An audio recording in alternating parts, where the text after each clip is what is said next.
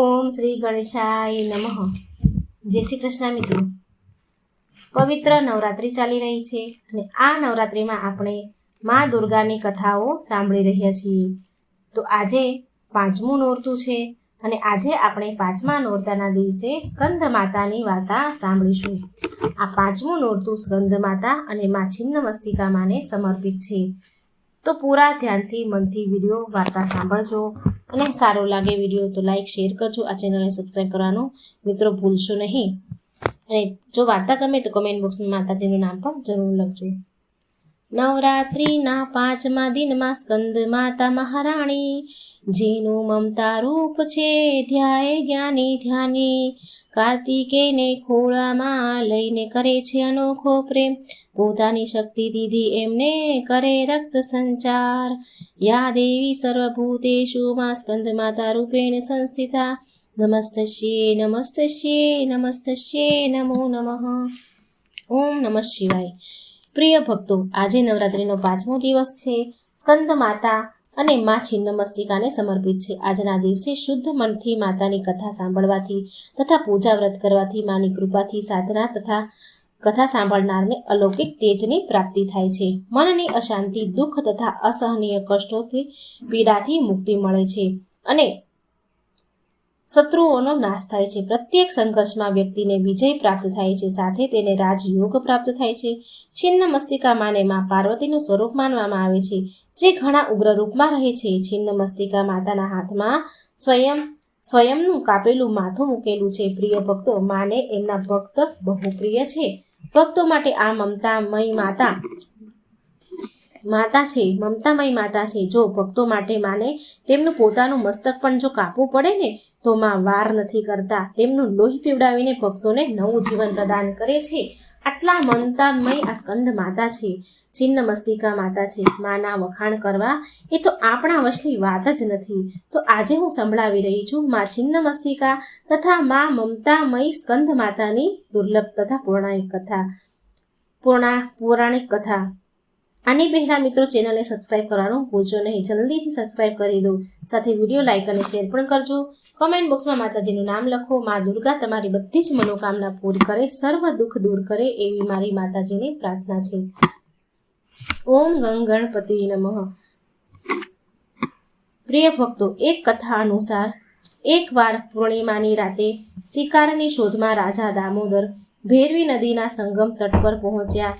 રાત્રે આરામ કરતા સમયે સપનામાં લાલ વસ્ત્ર ધારણ કરેલા મુખમંડળવાળી એક કન્યા જોઈ તેણે રાજાને કહ્યું કે હે રાજા, આ ઉંમરમાં સંતાન ન થવાથી તમારું જીવન સૂનું લાગે છે. મારી આજ્ઞા માનો તો રાણીનો ખોળો ભરાઈ જશે.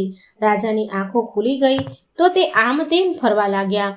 તો એવામાં એમણે જોયું કે સપનામાં એમને કન્યા જોઈ હતી તેવી જ કન્યા તેની સામે ઊભી છે. એ કન્યા જળની અંદરથી રાજા સામે પ્રગટ થઈ.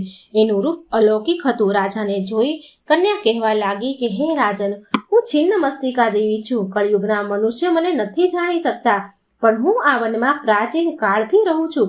ગુપ્ત રૂપથી નિવાસ કરી રહી છું. હું તને વરદાન આપું છું કે આજથી ઠીક 9મા મહિને તને પુત્ર પ્રાપ્તિ થશે. દેવી બોલ્યા, હે રાજન, જે સ્થાન પર મેં તને દર્શન આપ્યા છે એની નજીક તને એક મારું મંદિર દેખાશે. આ મંદિરની અંદર પથ્થરની એક મૂર્તિ છે, પ્રતિમા છે. તું સવાર સાંજ મારી ત્યાં પૂજા કર. આમ કહીને છિન્નમસ્તિકા દેવી અંતર ધ્યાન થઈ ગયા. ત્યાર પછી આ પવિત્ર તીર્થ રજપ્પાના રૂપમાં વિખ્યાત થયું અને આ રજપ્પા મંદિરમાં છિન્નમસ્તિકા માનું પ્રચલિત તથા શક્તિપીઠ મંદિર છે. તો પ્રિય ભક્તો, હવે તમે સાંભળો મા છિન્નમસ્તિકાની ઉત્પત્તિની કથા. પ્રિય ભક્તો, આ વાત એ સમયની છે જ્યારે દુર્ગમસુર નામનો એક રાક્ષસ પૃથ્વીથી લઈને સ્વર્ગલોક સુધી ઉત્પત્તિ અને ઉત્પાત મચાવી દીધો હતો. તેનો વધ કરવા માટે માતા એની સાથે યુદ્ધ કરે છે. જ્યારે માતા દુર્ગમસુર સાથે યુદ્ધ કરી રહ્યા હતા તો દુર્ગમસુરના વિરુદ્ધ યુદ્ધ દરમિયાન દુર્ગમસુરના એક પ્રમુખ સેનાપતિ, જેનું નામ અઘોરાસુર હતું, તેણે બહુ ઉત્પાત મચાવી રાખ્યો હતો. માટે દેવી શક્તિમાં વજ્ર યોગિનીનું રૂપ લીધું અને રાક્ષસનો વિનાશ કરવા માટે યુદ્ધમાં આવવા એમની 64 જોગણીઓનું તેમને આહ્વાન કર્યું અને યોગિનીઓ ત્યાં ઉપસ્થિત થઈ ગઈ. 64 યોગિનીઓ ત્યાં ઉપસ્થિત થઈ. યોગિનીઓએ મળીને ત્યાં મોજૂદ અસંખ્ય રાક્ષસોનો વધ કર્યો અને તેનું લોહી પીવા લાગી અને મા યુદ્ધના મેદાનમાં નૃત્ય કરવા લાગ્યા. બધા જ રાક્ષસોનો નાશ કરી દીધો. હવે જ્યારે મા પ્રચંડ નૃત્ય કરી રહ્યા હતા તો તે દેવોને જલ્દી આભાસ થયો કે જો માતાનું આ નૃત્ય રોકવામાં નહીં આવે તો આ નૃત્ય જલ્દી સંસારનો વિનાશ કરી દેશે. દેવોએ સમાધાન માટે ભગવાન બ્રહ્માજીને પ્રાર્થના કરી. બ્રહ્માજીએ રસ્તો બતાવ્યો કે માત્ર કામ જ ક્રોધને વશમાં કરી શકે છે. માટે દેવતાઓએ મા દેવી શક્તિના ક્રોધને વશ કરવા માટે કામદેવને કહ્યું. ભગવાન કામદેવ અને તેમની પત્ની રતિ સાથે યુદ્ધના મેદાનમાં બંને આવ્યા અને એમના પર મા ઉપર પ્રેમનું બાણ ચલાવ્યું. દેવી પર તીરનો કોઈ પ્રભાવ ન થયો. માએ તીર તોડીને પાછું કામદેવ અને રતિ ઉપર ફેંકી દીધું. કામદેવ અને રતિ એમના જ પ્રેમના બાણથી ઘાયલ થઈને તેમની ઇન્દ્રિયો પર નિયંત્રણ તે ખોઈ બેઠા. અને પછી શું? યુદ્ધના મેદાનમાં જ સહવાસ કરવા લાગ્યા. અને આના ઉપર દેવી હસી પડ્યા અને સહવાસી જોડીને ઇન્દ્રદેવ અને કામદેવ અને દેવી રતિ બંને સહવાસની જોડીમાં તેમણે તેમના પગથી કતરી નાખ્યા. એ સમયે દેવીની મુખ્ય 64 યોગિનીઓએ ભોજન માંગ્યું, કેમ કે લોહીની તરસ ક્યારેય શાંત નથી થતી, એ વધતી જ જાય છે. એ 64 યોગિનીઓની લોહી પીવાની ઈચ્છા વધતી જ જતી હતી. તે ભૂખના મારે વ્યાકુળ થઈ રહી હતી. માથી ભોજન માંગવા લાગી, લોહીની માંગ કરવા લાગી, કેમ કે તે યુદ્ધ કર્યા પછી ભૂખી અને થાકેલી હતી. 64 જોગણી માં દુર્ગા ભવાનીએ વિચાર્યું કે હું સમસ્ત પ્રાણીઓના ભૂખ મટાડવા વાળી છું, ભોજન પ્રદાન કરું છું, તો શું હું મારી પોતાની યોગિનીઓને આવી રીતે ભૂખી છોડી દઈશ? નહીં. હવે માએ તેનું માથું કાપ્યું અને એનું લોહી 64 યોગિનીઓને આપ્યું. જેવું જેમણે એનું માથું કાપ્યું કે તેના માથામાંથી લોહીની 3 ધારા ફૂટી. 3 ધારા એ યોગિનીના મુખમાં ગઈ અને એક ધારા જે માના હાથમાં એમનું શર હતું, માથું હતું કપાયેલું, તો એમાં જઈ પડ્યું. જેવી 64 યોગિનીઓએ લોહી પીધું તો તે બધા જ પ્રકારની ભૂખ અને તરસથી આત્મા બાંધના આનંદથી ભરાઈ ગઈ. આત્મા બોધ થઈ ગયો. ત્યાર પછી દેવીએ પોતે લોહી પીધું અને આત્મા સાક્ષાત્કાર પ્રાપ્ત કર્યો અને એમણે સ્ત્રોત પાછો ખેંચી લીધો. આવી રીતે આદિશક્તિ છિન્ન મસ્તિકા બની ગયા. સંસાર કામ કે વાસના, ઈચ્છા, ધન, સંપત્તિ વગેરેની પાછળ પણ આ આનંદ નથી આપી શકતું. આનું પરિણામ માત્ર દુઃખ જ હોય છે. રતિ અને કામદેવને કચરીને દેવી છિન્નમસ્તિકાએ સ્પષ્ટ સંદેશ આપ્યો છે કે પ્રિય ભક્તગણો, બીજી કથા અનુસાર કહેવાય છે કે એકવાર માં છિન્નમસ્તિકા 2 સખીઓ હતી, જેની જયા અને વિજયા નામ હતું. એની સાથે મંદાકિની નદીમાં સ્નાન કરવા માટે ગઈ. સ્નાન કરતા સમયે માની બંને સખીઓને બહુ તેજ ભૂખ લાગી. સખીઓએ માને વારંવાર માં પાર્વતીને પાસે ખાવાનું માંગે છે. માએ થોડી વાર વાટ જોવા માટે કહ્યું. સખીઓની ભૂખ તો વધતી જ ગઈ. કહેવાય છે કે ભૂખની પીડાથી સખીઓનો કલર કાળો થવા લાગ્યો હતો. જ્યારે સખીઓને નમ્રતાપૂર્વક માં પાર્વતીને કહે છે, જયા અને વિજયા માં પાર્વતીને એકદમ નમ્રતાથી કહે છે કે હે પાર્વતી, માં તો ભૂખ્યા બાળકોને રાહ જોયા વગર ભોજન પ્રદાન કરે છે. દૂધના રૂપમાં લોહી પીવડાવીને એના બાળકને મોટા કરે છે. આવા વચન સાંભળીને માં પાર્વતીએ એક પળની વાટ જોયા વગર તેમનું માથું ખડકથી કાપી નાખ્યું. કાપેલું માથું એમના જમણા હાથમાં આવી ગયું અને 3 લોહીની ધારા વહેવા લાગી. 2 ધારાને તેની સખીના મોંમાં નાખી અને ત્રીજી ધારા જે ઉપર તરફ ઉડી હતી તે સ્વયં પીવા લાગ્યા. લોહીથી ને બંને સખીઓ તે તૃપ્ત થઈ ગઈ. માન્યતા છે કે ત્યારથી જ માને છિન્નમસ્તિકાના રૂપમાં જાણવામાં આવે છે, ઓળખાય છે અને માં છિન્નમસ્તિકાના પ્રખ્યાત થયા. માને એમની ભક્તિ અત્યંત પ્રિય છે. એમના ભક્ત બહુ પ્રિય છે. ભક્તો માટે વાત્સલ્યની મૂર્તિ છે માં છિન્નમસ્તિકા. જો ભક્તો માટે માને તેનું માથું પણ કાપવું પડે તો એ વાર નથી કરતા. તેમનું લોહી પીવડાવીને પણ પોતાના ભક્તોનું જીવન પ્રદાન કરે છે. તો એક વાર પ્રેમથી બોલો, જય માં છિન્નમસ્તિકા. હે ભવાની, તમારા બધા ભક્તો ઉપર કૃપા કરજો, તેમને બધા સંકટથી બચાવજો, શત્રુઓનો નાશ કરજો, તેને સુખ, સમૃદ્ધિ તથા આત્મજ્ઞાન પ્રદાન કરજો. જય માં પાર્વતી, જય માં છિન્નમસ્તિકા. ઓમ નમઃ શિવાય. પ્રિય ભક્તો, હવે આપણે સાંભળીએ મમતામય બહુ દુર્લભ સુંદર પૌરાણિક કથા માં સ્કંદ માતાની કથા. નવરાત્રિના 5મા દિવસે સ્કંદ માતા મહારાણી, જેનું મમતા રૂપ છે ગુણ ગાય ધ્યાની જ્ઞાની. કાર્તિકેયને ખોળામાં લઈને કરે છે અનોખો પ્રેમ, પોતાની શક્તિ દીધી તેમને કરે રક્ત સંચાર. યા દેવી સર્વભૂતેષુ માં સ્કંદ માતા રૂપેણ સંસ્થિતા, નમસ્તસ્યે નમસ્તસ્યે નમસ્તસ્યે નમો નમઃ. જય માતાજી. ઓમ નમઃ શિવાય. પ્રિય ભક્તો, સૂર્યમંડળની અધિષ્ઠાત્રી દેવી માં સ્કંદ માતાને સમર્પિત છે. આજના દિવસે પ્રસન્ન મનથી માં સ્કંદ માતાની કથા સાંભળવાથી સાધકો તથા સાંભળનારને અલૌકિક તેજ પ્રાપ્ત થાય છે. મનની અશાંતિ, દુઃખો અને અસહનીય કષ્ટોથી મુક્તિ મળે છે. વ્યક્તિ જન્મ મરણના ચક્રમાંથી છૂટી જાય છે. મોક્ષ પ્રદાન કરે છે. માં સાથે યશ વૈભવ પુત્ર પ્રાપ્તિ આપે છે. તો આજે હું સંભળાવું છું શારદીય નવરાત્રિ માં સાંભળવામાં આવતી માં સ્કંદ માતાની અતિ દુર્લભ કથા.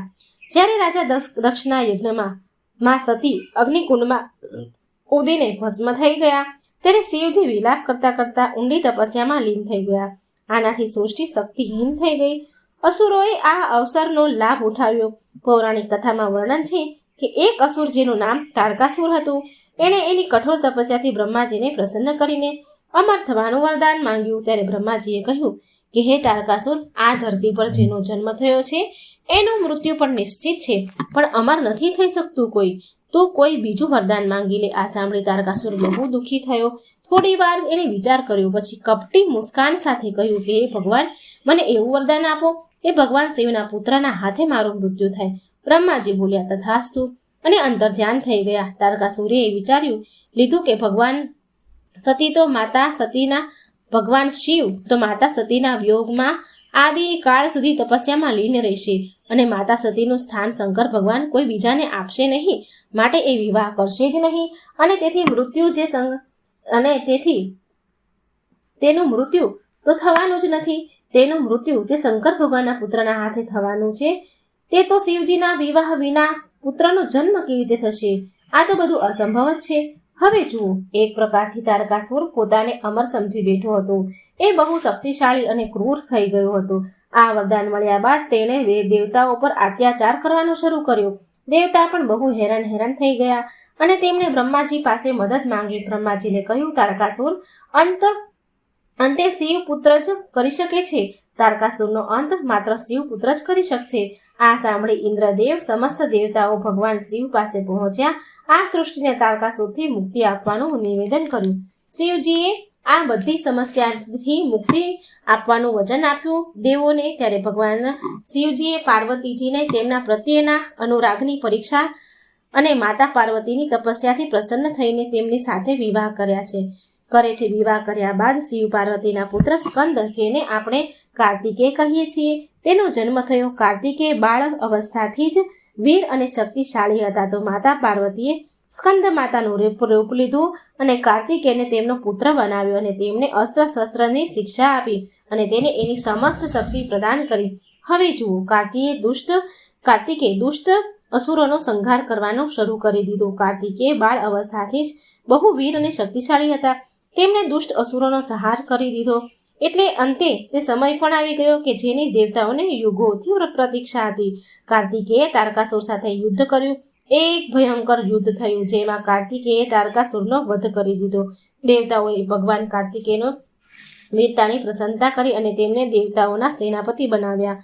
ભગવાન શંકરના બીજા પુત્ર હતા સ્કંદ, જેને સુવર્ણમન્યુ, મરુગન અને કાર્તિકેયના નામથી સુબ્રમણ્યમ, મરુગન અને કાર્તિકેયના નામથી પણ ઓળખાય છે. સ્કંદ માતાની ઉપાસના નવરાત્રિના 5મા દિવસે કરવામાં આવે છે. આ દિવસે સાધકનું મન વિશુદ્ધ ચક્રમાં અવસ્થિત હોય છે.